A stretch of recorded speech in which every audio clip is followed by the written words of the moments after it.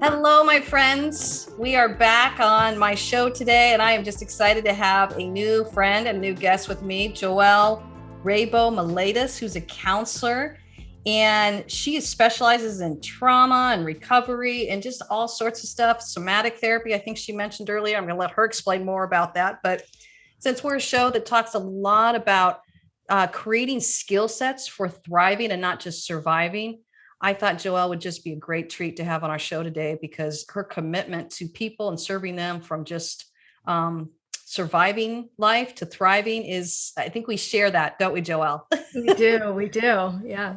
Well, I'm going to jump in and let you tell our listeners a little bit about yourself.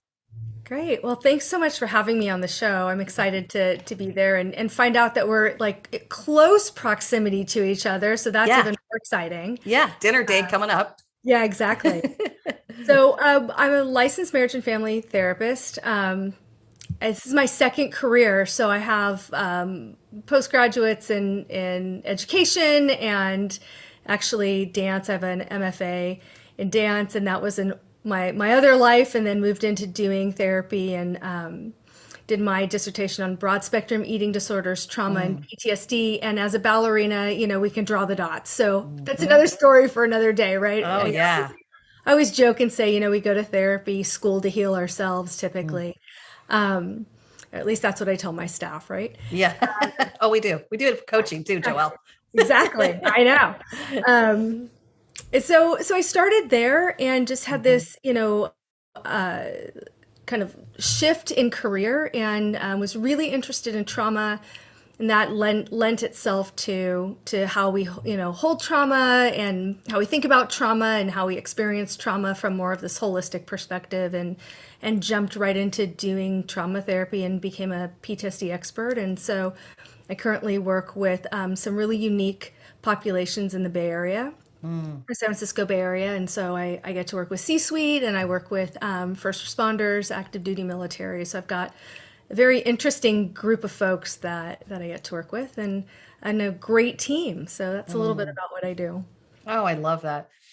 I love that you talk about that with trauma because there is some overlap in our fields with coaching and counseling. And I'm going to just do a quick nutshell that I tell everybody because they always want to know what's the difference between counseling and coaching. And I say both are very valuable fields, and I hire both coaches and counselors in my own personal life. Yeah. But counseling is really that process of looking back and resolving things. Coaching is that process of moving forward. It's totally simplified, probably overly simplified explanation, but it's part of why I love working with counselors and love to refer out as well. Because when I'm working with a client that is stuck, I have a myriad of things I can pull out of my coaching resources to move them forward. But when it deals with trauma, I feel like it would just be almost cruel of me to keep trying to push them forward when they need to really slow down and look at what's happened to them in their life. And that's part of thriving versus just surviving. The surviving technique is really making sure that we just keep going every day. So speak to us a little bit about that.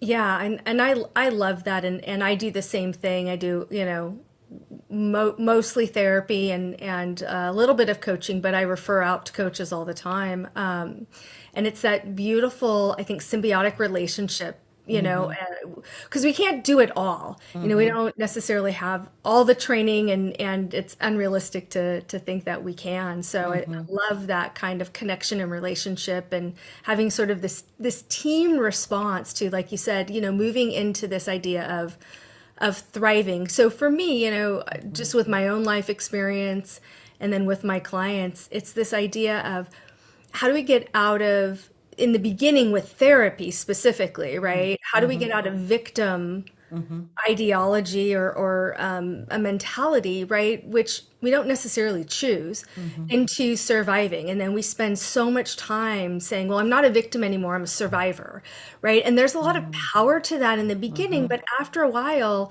we start to stall out with Well that and said. we get stuck in that kind of groove or ideology mentality.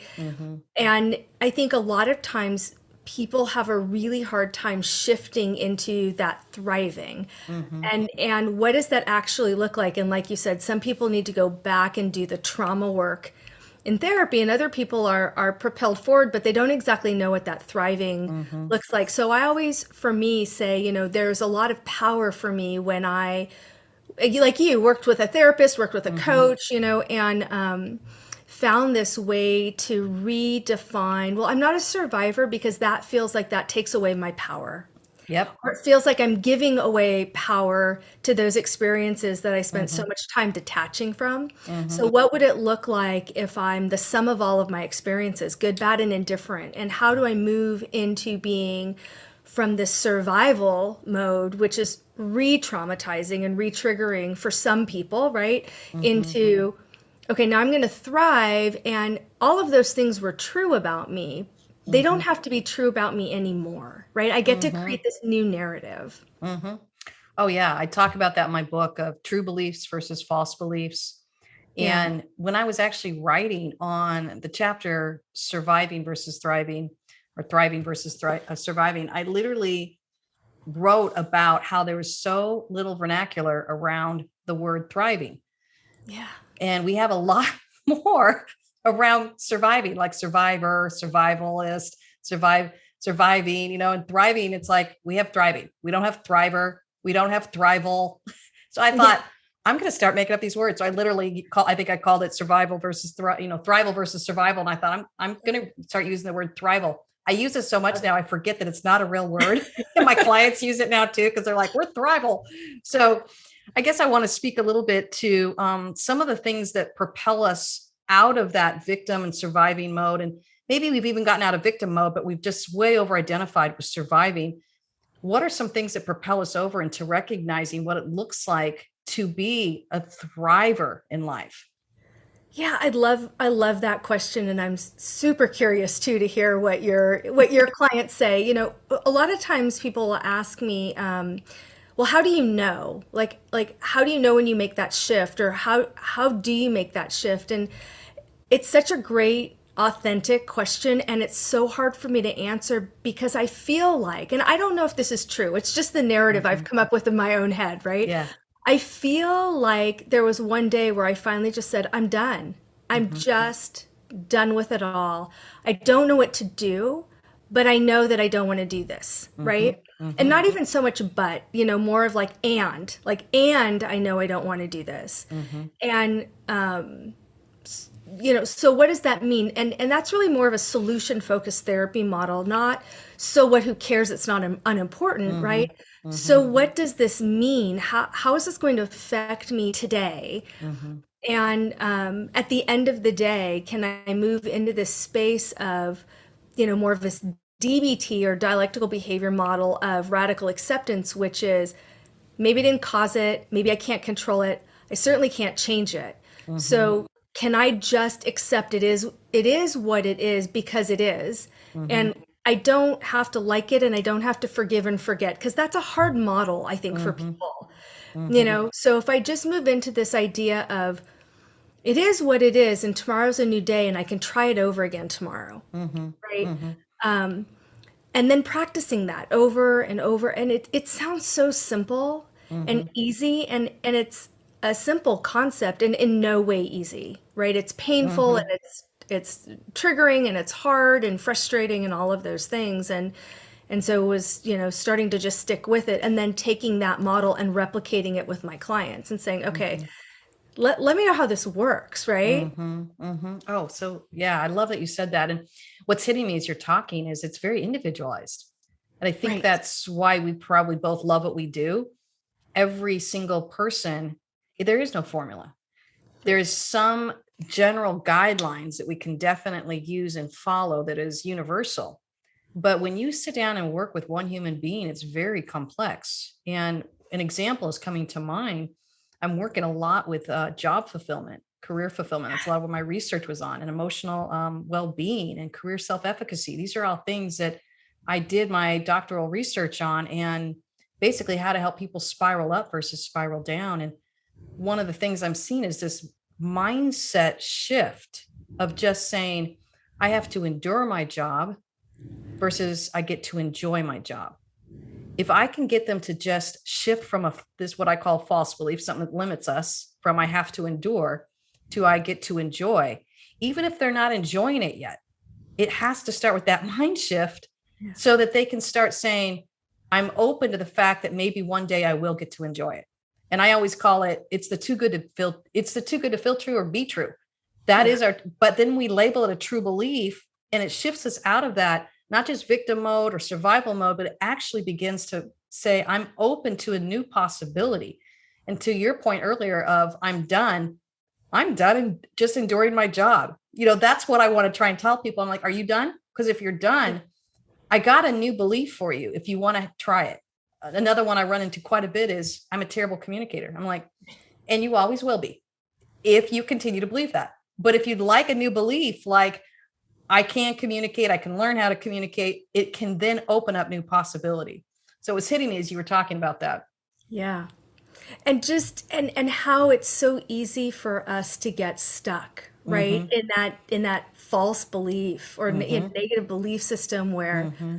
you know, and some of it too, I'm thinking about when you're talking about job satisfaction, is this place where people get stuck in the trauma, Mm-hmm. where we're not going to have enough, where, the resources Mm-hmm. are limited. I'm spread too thin.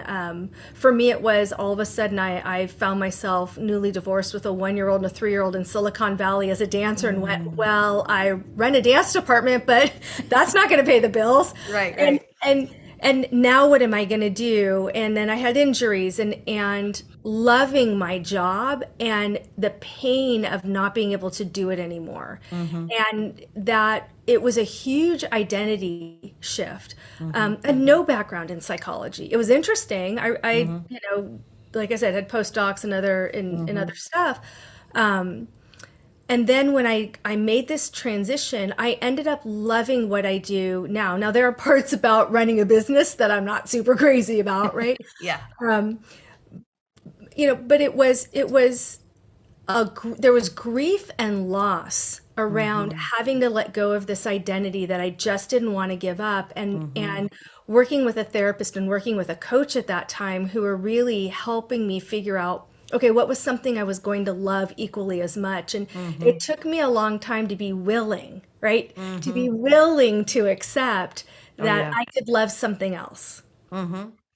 Oh, and I think what's so powerful is, and I'm just going to be very honest with all my listeners and with you, Joelle, as much as I teach this and coach on this, isn't it amazing how you are finding your own self living in a false belief Yeah. or a limiting belief that is limiting you to a whole new possibility? And I love what you said about I had to grieve it first. And I want to say grieving it is so valuable and I want to always honor it. But we can also get stuck there, can't we? It Yeah. becomes part of our identity. I am grieving about the fact I'm not a dancer becomes then our identity of I used to dance Yeah. and I'm still sad about it versus I used to dance. I'm sad about it. I've grieved it. And now I'm starting to look at what does it look to reinvent myself, to go after a new forming identity, to actually start getting excited about, oh, there's new possibilities out there. And that's just a tricky place. Have you seen that with clients where it's just, they have a hard time bridging that gap or they get really attached to their grieving process? Yeah, and I think it's terrifying to let it go, right? Mm, For a lot of different reasons. And so just big broad brush, mm-hmm, strokes talking about people. I think what happens is it's almost like if I let go of the grief, then I'm letting go of the thing, the person, the beloved pet, what the mm, relationship, whatever is the thing, right? Whatever it is the mm-hmm, piece that I'm grieving. It's almost like if I'm not grieving it, it's going to disappear, mm. And Yeah. so when, for with dance relating, for me and Mm-hmm, and that story, like so much of it was, well, if I'm not in it and I'm not feeling it and I'm not grieving it and it's not painful, then I'm going to forget what it was like. And so there mm-hmm, was this fear around letting go mm-hmm, and what that actually meant. And I don't think I understood at the time. And it really wasn't until I went back to school and started doing this job and like kind of going through clients. Like I teach this stuff, but I'm mm-hmm, human. mm-hmm.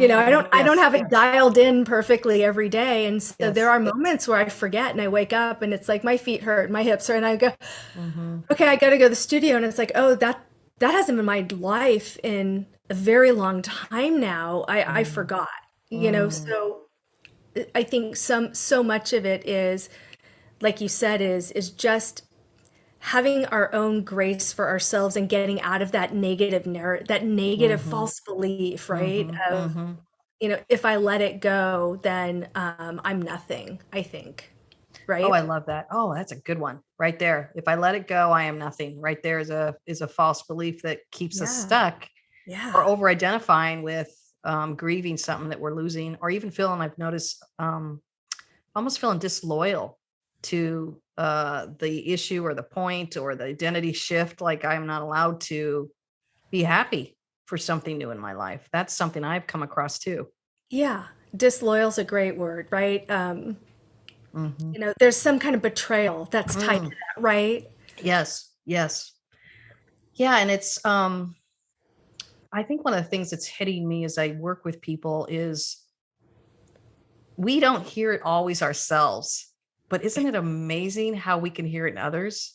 And even as I'm listening to you, I was just applauding you, going, "Oh, I love that true belief." I mean, I heard it and I wrote it down. I get to reinvent myself. Yeah. That's where I meet people a lot. In one of my chapters, it's called At the Crossroads. And that's where I meet people a lot. And usually they hire a coach because they're like, I don't quite know what's next, but I know what I don't want, is usually what I get. Yeah. I'm like, if you just stay in it with me, don't worry, because I wrote that book for me, because I Right. have reinvented myself several times. And what I'm realizing is that belief alone has kept people stuck, or I should say it's propelled them forward. But the false belief of I don't get to reinvent myself. I'm stuck with the career I have, or I'm stuck with just um, being dissatisfied with it.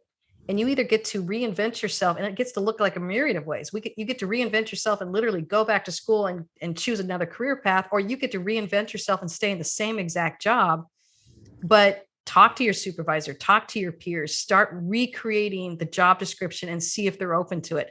There's just a myriad of ways that we can reinvent ourselves. But one of the false beliefs I come across of, I'm just kind of stuck with the life I got handed. Yeah, and so I wonder too how when I hear clients say that, and especially C-suite clients who say Mm-hmm. that, and they've accomplished so much, and yet they have these really limiting beliefs, Mm-hmm. and it's almost this false imposed ceiling that Yeah. they're putting on themselves, right? Mm-hmm. Um, and I wonder how much of that is trauma and how much of that is fear. Mm-hmm. And a lot of times what I hear people say is, there's this lack of resources and really Mm-hmm. challenge like there's that negative belief, right? And really Mm-hmm. challenging them with that. Mm-hmm. What do you mean lack of resources, lack of love, lack of money, lack like what does that actually Mm-hmm. mean?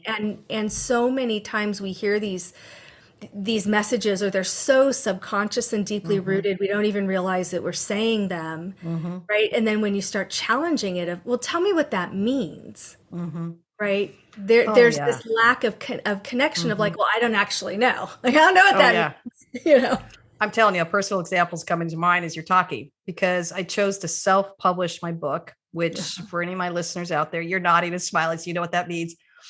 For Right. anyone out there, it means that I'm in charge of all the sales, all the marketing, everything. But I own everything. And it's also my choice because when I started working with publishers, the landscape has just changed so much. It has. So I just decided, well, I'm not saying never. I still think there's a value in going with a publisher, but I'm choosing to do self publishing. But it's like a bit of a daunting task because I've never not only written a book, but I've never even sold a book or marketed a book. And I found myself starting to really slip into this kind of false belief of I'm alone in this. Yeah. I was feeling low in the water about it. I was feeling very alone. And it hit me. I thought, that is a terrible false belief. Now I felt complete scarcity in the people around me and my ability to market all these different things because I hadn't done it before. And so I really had to shift into it's okay. You don't know what you're doing, Heath, but you get to start believing that the right people are out there to help you sell and promote your book. once I started shifting to that, I mean, I literally had a call today with 2 people who are saying, we want to come on board to help you. And I need some associates. And I'm like, yes, please. And I have a whole other team, a publicity team that's talking to me. So it started happening. And it sounds a little bit like the law of attraction, which I have a love hate for, because I'm like, yes, it kind of is. And it's kind of not, because that law of attraction, it sounds way too simple, like rainbows and unicorns. Like if you say it, it'll come. Right. I don't find life to be that simple. But I will say, once I start shifting the mindset, it's not like it happens overnight. Sometimes it does. Sometimes it happens in seconds. Sometimes it takes a while. It's like you're starting to cultivate a mindset, because you realize you kind of were cultivating this mindset. Oh, I'm kind of alone in this. I'm kind of alone in this. And I was cultivating that, feeding that thought, but I couldn't hear it until I really got still. So I guess that's what I want to ask you, Joelle. What do you recommend to help people hear some of this mind chatter that's going on in their mind? It's a great question. Books like yours, journaling. There's so much. So I think, for me, I'm always looking at sort of this holistic mind, body, spirit, and defining spirit, that for some people that's just their own internal Mm-hmm. ethos, right, or ego. For other people, it's a connection outside of themselves. Some people that's religious. So however Mm-hmm. someone wants to define spirit for their own Mm-hmm. personal Mm-hmm. use, right? So touching on all of these different points, doing some journaling, really paying attention to the voices. And with my clients, a lot of times we're identifying, well, whose voice is that? Is it yours? At what age? Are Mm-hmm. you 10? Are you 20? Are you 50? Like, Mm-hmm. where are you getting stuck? How old are you? Or Mm-hmm. whose voice is it? A lot of times people will say, oh, it was my coach when I was blah, blah, blah, or it's my parent, or it's an instructor I had at university, whatever it is, right?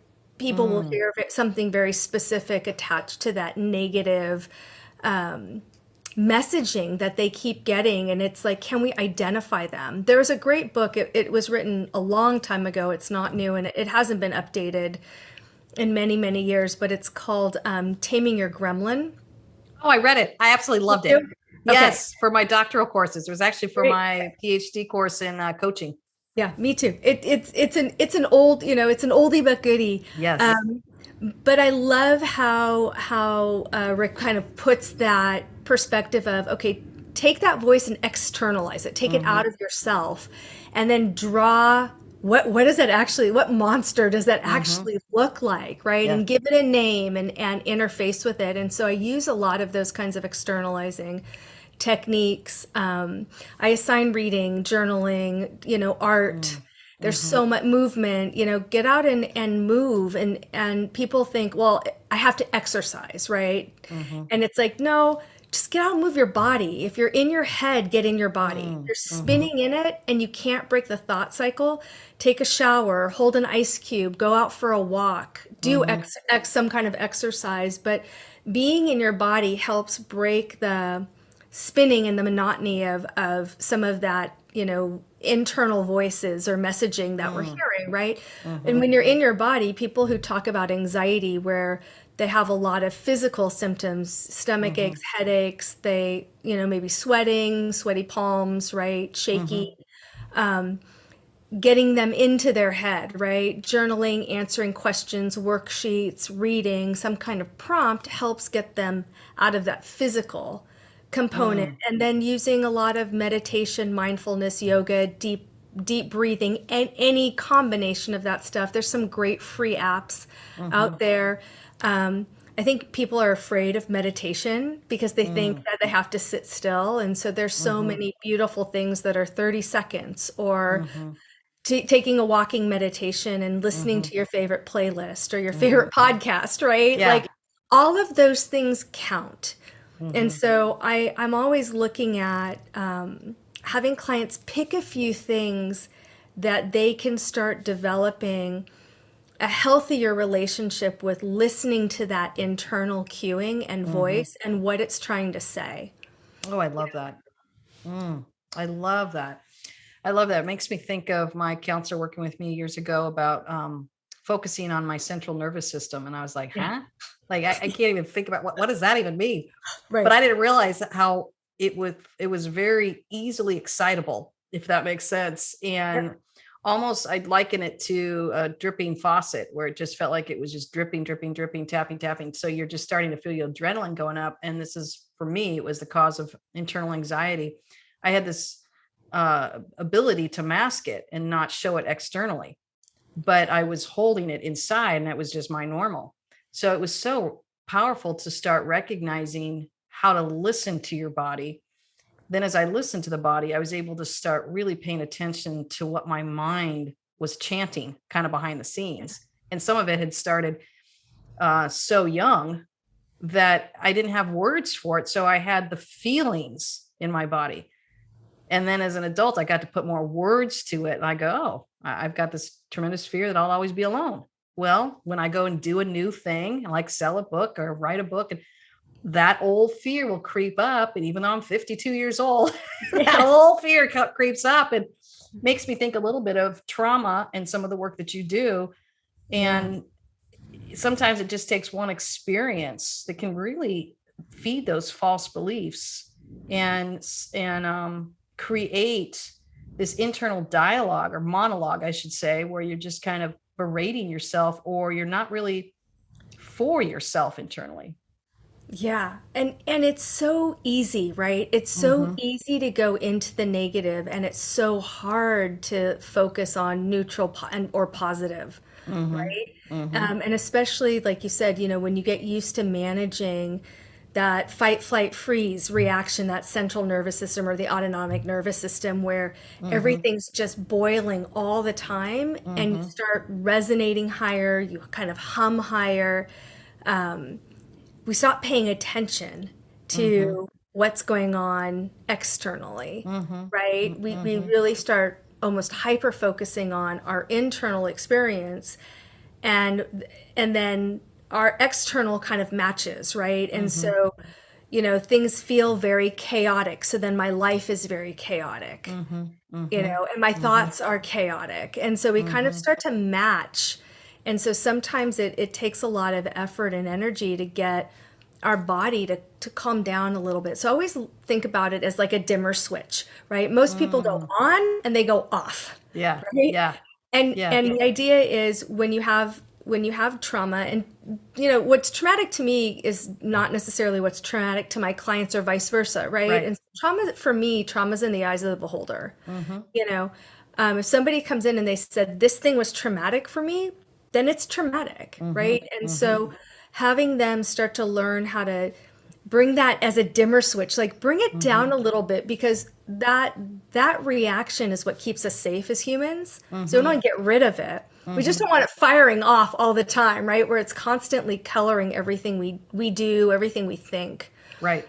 So really starting to work with, how do we take that response and bring it down a notch a little bit, if that makes sense.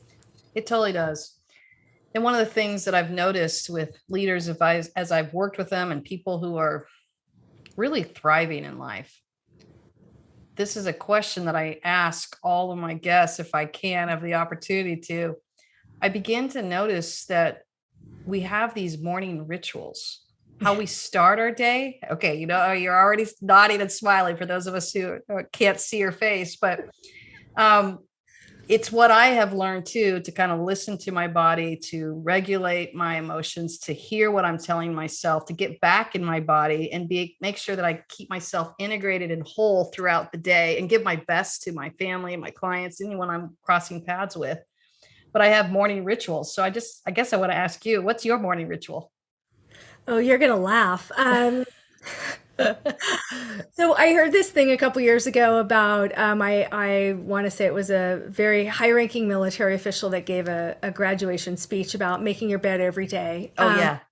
But I actually start my day off by making my bed every day. Now I will self-disclose, have been in this terrible habit of rolling over, picking up my phone, and then starting to respond to work emails from, which is terrible. That is, Joelle. It is absolutely terrible. So I'm working really hard at breaking that habit. Yes. And now the phone lives in the other side of the room, because good job. That's my number one tip I give my clients. Like, Do not touch email till you've done whatever morning ritual you need to do to get yourself centered. Like I said, I teach this stuff, but I don't know, I've sometimes. done it too. Oh my gosh. So I get up, make the bed. I typically go downstairs and kind of, make my morning tea and, do all of that stuff and my smoothie. Yeah. Um, and then kind of head back to hopefully try and get some stretching in. If I can get a workout in, great. Mm, But I really I start with something physical for mm, me, and that helps me. For me, that is meditation. It helps mhm. me center. I find a yoga practice for me in the morning is a little too sedating, and I just want to go climb right back into bed. So I tend to have something that's a Yeah. little bit more engaging, but that's Right. just me personally. Uh-huh. Um, and then I have a lot of, you'll laugh again, I have a lot of time where I am, I take a shower and I linger in the Mm, bathroom and nothing else is going on. I think it's mhm, just, I'm starting to think about my day and mm, if I'm on a podcast, right, what I want to talk about or mhm, what clients I'm going to see. And I've got a staff, I'm a clinical supervisor. So, you know, mm, kind of what's the day going to unfold and look like and just really have time to think. Sometimes I'm the most creative where I'm mm. thinking about ideas and I'll jot Yeah. stuff down and then I try and start my day. Mhm, And then I try and bookend it so I mhm, have some kind of routine at the end of mhm, the day, again, leave my home office, right? Wash my mhm, face, change my clothes. And mhm, then that mindfulness practice I have at the end of the night. So I like a lot of ASMR, and which is sort of it's a sound experience. And so I like that. I like guided meditation or progressive relaxation at night, and that mhm, helps me a little bit mm. unwind. So That's beautiful. I love it. I knew you would have an answer to that. So I had to ask. And I love hearing all my guests. Everyone's got something different. And mine is always changing as well. But I find it fascinating that sometimes what worked yesterday doesn't work today. exactly. Okay. And I always tell people, I'm like, count it as a compliment. The more intelligent you are, the more creative you are, the more you have to be aware what you need in order to feel fueled up and centered and ready to move. And some days it's like, I just need to be still. Other days, like, I've got to run out the door and like run, get my body in motion and listen to a song and I've got to be so active. Other days it's like stretching. And I'm learning just listening to what I need, but really that value of creating that space to care for yourself, mind, body, heart. And then to your words earlier, which I totally believe in, is your spirit. And as a holistic coach, I'm constantly watching all those. We hear of the term a broken spirit. But again, I want to keep going forward. We get to have a thriving spirit. We get to have a spirit of inside of us that is fueled up and ready to offer back their best to the world so they really can step into the life that they're made for. Yeah, I love that. And I like semantics are so important. And so I Yeah. really challenge my clients with, you know, being maybe wounded versus broken, right? Are Mm, they really broken? yeah. They may feel deeply wounded. And so how do Hmm. we work with that, right? Hmm. Hmm. Um, I do a lot too with every day is different for me. Hmm. And so Hmm. like the things that I do that day may be different, Hmm. whether if I can get a workout in or a stretch or yoga or whatever it is. But I always start with making my bed. Like I said, I heard the thing and I'm like, Yeah. this is really good advice. The Yes. funny thing is I used to do that as a kid, and that was not a standard my parents had for me. Yeah. There was something about needing things to be put together that made Hmm. me that the chaos I was experiencing helped it helped kind of put that in a nice package, right? And so I tell people now, look at your external environment. If you Hmm. feel if your desk is messy, if your closet is messy, if your space is messy, does that make you feel messy inside, Hmm. internally? And if Hmm. people are like, yeah, it's like, okay, let's make your external environment, Hmm. right, reflective of how you're feeling internally. Other Yes. people are like, no, I'm comfortable. I have organized Hmm. piles or whatever it is, right? So, Yeah. And I found that probably more of my sensitive nature, not only do I have to have order, but I have to have beauty. Yeah. It's not enough just to have order. It's got to be beautiful. It's got to be whatever. And you look at my office, I've got a gorgeous window I look out of. I have everything in its space and in place.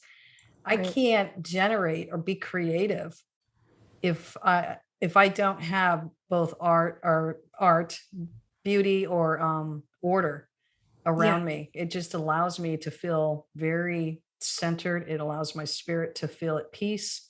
And it allows me to really give my best self to whoever is in front of me. Yeah, I hear you. And there was some really, really interesting and I think great research that came out of the last 3 years, really, with COVID and Mm, people starting to be more and more isolated. And some of it was fresh flowers, live plants really actually uplift our mood. And it mhm, helps so tremendously. That was something, right? And mhm, aromatherapy was another thing that helps, things that are mhm, citrus and scents that we love to smell really help mm. improve our mood and helps keep us center, Right. you know. So That's there's beautiful. all sorts of wonderful things that may seem fringe for some people, Mhm. and yet there's a lot of empirically based research that shows that it actually helps improve our mood, our creativity, but also our productivity too. Oh yeah, well said. I see that. Okay, so as we wrap up, this has been so fun. I feel like I could keep talking to you, I but know. I guess we got to wrap it up for our listeners here. But I think I want to ask you to leave our listeners with some sort of encouragement. What is it that you want to offer them in moving forward and in choosing a life of thriving and not just surviving or even victimhood, but Yeah. really a life of thriving? What would be some great encouragement that you could give them? Yeah, I thank you for asking, and it's been so much fun to be on the show with you. Uh, For me, it really does come back to where we first started talking mm, today about trying to figure out, okay, and so what? And so my mhm, challenge for listeners is really being very gentle with yourself when you're asking that question, right? Because we're not, mhm, and so what? Who cares? But and so, what does this mean? How do I move into solution, even if it's just in this moment right now? Get up, mhm, close the laptop, walk away, disengage from a toxic conversation, put boundaries in place, whatever that looks like, mm, right? mhm, Um, because it's those little teeny tiny shifts mhm, that start to create bigger and deeper and longer lasting shifts. And so, really looking at what can I do in this moment right now, mhm, and and sticking with it because, like I said, simple concepts just so hard. It's mhm, hard to make those changes, and mhm, sometimes breaking it down into smaller pieces. And for me, it was really beginning with I'm just the sum of all of my experiences, and my team, when they hear me really stressed out or struggling with a problem, they'll hear me say that sometimes. That's my mm. mantra. I'm just the sum of all of my experiences, good, bad, and indifferent, right? And Oh, it's I like, love that. okay, get centered, Yes, focus on the next thing, right? yes. And if I get it wrong, I have an opportunity to try it again. And if Mhm, I hurt somebody, I have an opportunity to apologize, mhm, and really for me, it's starting with that mindset. mm. I love it. I love it. I think my mantra is I am being led and guided, but Yeah. it probably has to go back to, am I alone? Is there anyone out there? But just recognizing everything I do, I'm being led and guided. And so I get to Nice. ease into my world and my day, trusting that it's not all on me. Nice. Wow. Well, Joelle, thank you for your time today. My Such a treat to pleasure. have you. Where can my listeners find you? Oh, it's my name. I know you'll drop all the stuff down in the Yes, I will. in the text below, whether they're watching on your podcast stream or on YouTube. But it's my name, joellerabowmaletis.com, and you can find us on Twitter, LinkedIn, Instagram, and let me know that you listened. If you have questions, we're always happy to answer questions, and we always have free gifts for your listeners, so Oh, they can DM me and we'll send them the link. I love that. Thank you. Yeah, And rate this show, listeners. That sure helps us a lot. I appreciate it. absolutely. Joelle, good to have you today. And I'm looking forward Thanks, to you when our too. paths get to cross. Me too. Thanks again for having me. It's been a Sure. pleasure. Uh huh. Bye bye. Bye. Thanks for joining us today. We'd love a review. Helps us out quite a bit. Wherever you are, just drop a review, and you can find out more at heatherpenny.com. Cheering you on.